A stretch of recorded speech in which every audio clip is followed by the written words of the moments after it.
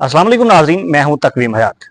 पाकिस्तान तहरीक इंसाफ के रहनुमा अब्दुल्ला ताहिर का आज से चंद दिन कबल लाहौर के इलाका गुलबर्ग के अंदर दिन की रोशनी में बेईमाना तशद्दुद करके कत्ल किया गया था।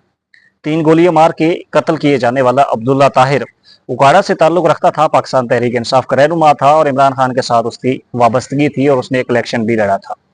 रेत का ठेके कारोबार एक बड़ा बिजनेस था। पेट्रोल पंप्स थे, होटल्स थे और दीगर हर तरह का बिजनेस पाकिस्तान के अंदर उसका था। एक बड़ा लग्जरी लाइफस्टाइल वो गुजार रहा था। 3 बीवियां थी, 7 बच्चे और एक वालदा। वालिद वफात पा चुके थे, वालदा स्कूल से रिटायर्ड टीचर थी।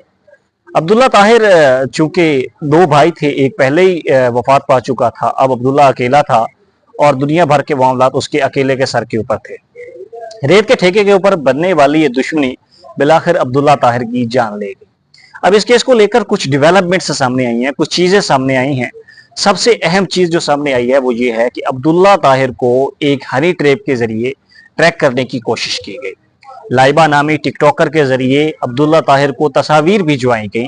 लाइबा ने अपनी तस्वीर भेजी, अब्दुल्ला ताहिर से कॉन्टेक्ट करने की कोशिश की, लेकिन अब्दुल्ला ताहिर ने उसको कोई जवाब नहीं दिया।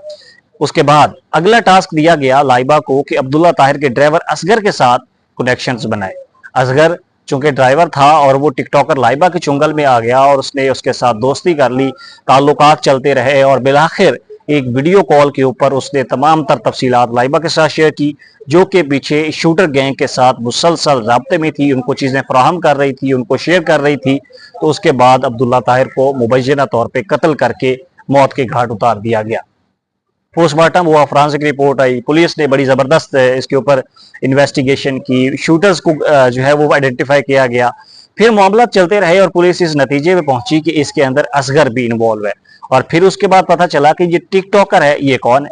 पहले इस हवाले से आया कि मारिया नामी टिकटॉकर है जिसका ताल्लुक फैसलाबाद से है, वो इसमें इन्वॉल्व है। और फिर पता चला कि उस मारिया को सियालकोट से गिरफ्तार किया गया है, जबकि जो मेन किरदार था, शूटर था अरसलान, वो पंजाब से फरार होकर वजीरिस्तान के अंदर उसने कहीं पे पनाह ली हुई है।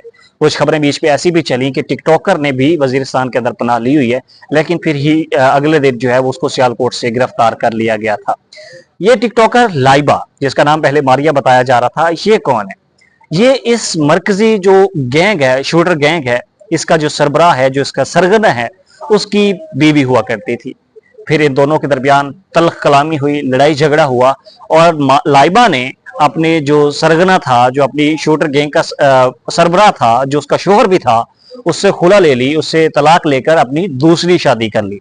मामला चलते रहे और फिर बिलाखिर लाइबा अपने दूसरे शोहर से भी तंग आई और वहां से भी खुला लेकर अपने पुराने शोहर और शूटर गैंग के सरगना से उसने दोबारा राब्ता किया, जहां पे उसको ये टास्क दिया गया था कि अब्दुल्ला ताहिर को हनी ट्रैप का निशाना बनाया जाए।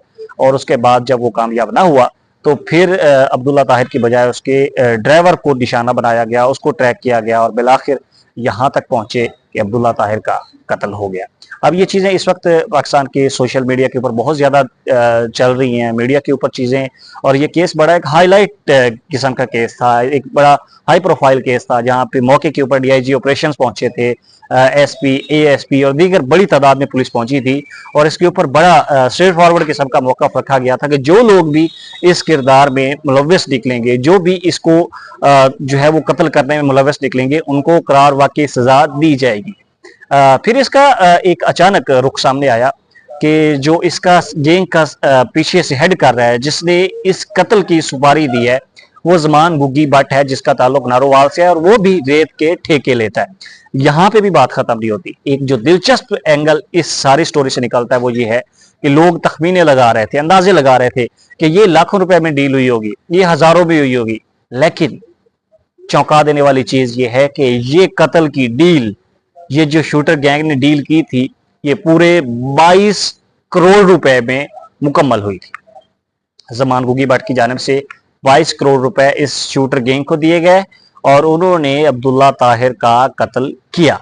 ये इस वक्त एक बड़ी स्टोरी है कि टिकटॉकर लाइबा, उसके ताल्लुकात, उसके मरासिम, उसके जो है वो जो ज़वाजी ताल्लुकात थे वो भी सामने आए हैं।